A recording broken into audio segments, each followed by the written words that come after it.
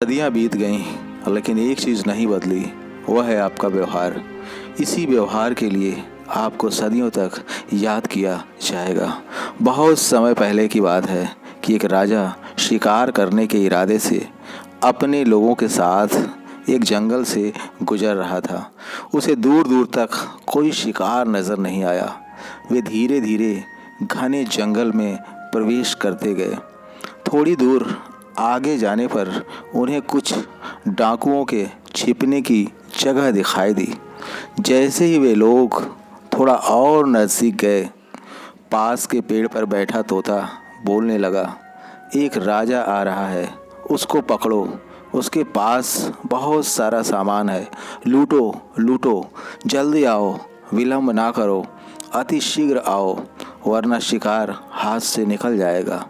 तोते की आवाज़ जैसे ही डाकुओं ने सुनी, सभी डाकू राजा की ओर दौड़े।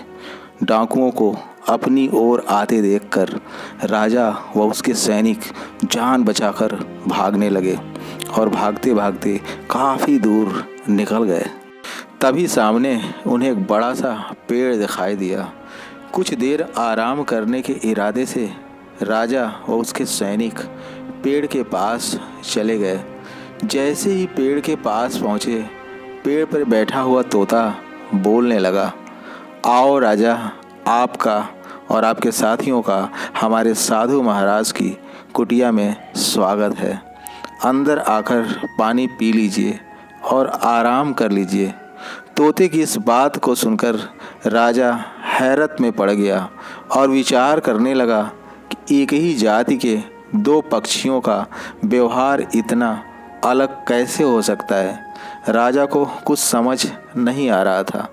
वह तोते की बात मानकर अंदर साधु की कुटिया में चला गया और साधु महात्मा को प्रणाम करके उनके पास बैठ गया और उन्हें अपनी सारी कहानी सुनाई और फिर धीमे से पूछा, ऋषिवर, इन दोनों तोतों के व्यवहार में इतना अंतर क्यों है? साधु महात्मा ने आराम से सारी बातें सुनी और बोले, ये कुछ नहीं है राजन, बस संगत का असर है।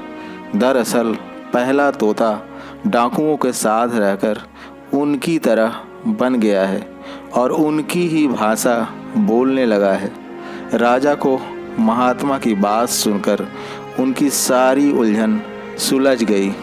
दोस्तों, कहानी का मोटिव ये है कि हम सब इस दुनिया में एक बूंद की तरह आते हैं। जैसे स्वाति नक्षत्र की एक बूंद सीपी में पड़ जाए तो मोती बन जाती है, केले में पड़ जाए तो कपूर बन जाती है और सर्प के मुख में पड़ जाए तो विष बन जाती है। इसमें उस बूंद का कोई दोष नहीं होता। वह जैसे संपर्क में आती है, उसका स्वभाव वैसा ही हो जाता है। इसलिए बेहतर यही है कि हमेशा संगत सोच समझकर करनी चाहिए। इसी के साथ आपका दिन शुभ हो। जय हिंद, जय भारत।